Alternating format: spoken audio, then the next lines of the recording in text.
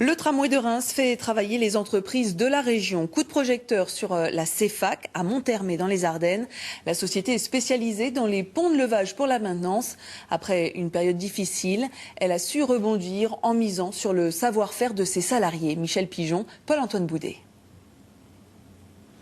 Une rame entière du tramway de Reims soulevée de plusieurs mètres pour assurer sa maintenance. Un système de levage conçu et fabriqué ici à la CEFAC de Monthermé. Sur ce banc d'essai, des colonnes de levage synchronisées pour soulever des tonnes d'acier avec une extrême précision. À travers le monde, des camions, des bus ou des wagons de chemin de fer sont ainsi surélevés pour pouvoir travailler dessous. Alors ici, pas le droit à l'erreur. Le maximum que l'on peut faire aujourd'hui, c'est 250 tonnes, 250 mètres de long et une précision entre toutes les colonnes d'à peu près 5 mm.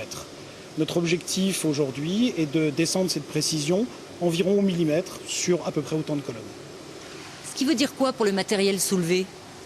Peu de déformation ou quasiment pas de déformation sur les caisses de nos clients et pas d'efforts parasites qui risqueraient éventuellement d'endommager le véhicule.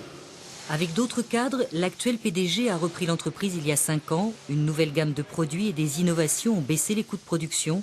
Aujourd'hui, une cinquantaine de salariés et une quinzaine d'intérimaires travaillent à Monthermé.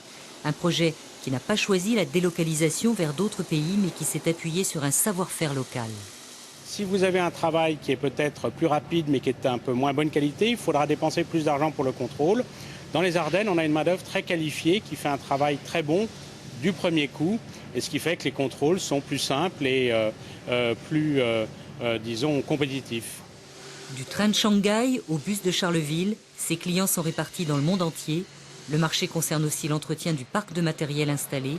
Si les années creuses ne sont pas exclues, les perspectives semblent grandes. Dans les 20 ans à venir, vont se constituer à peu près 300 villes de plus d'1 million d'habitants.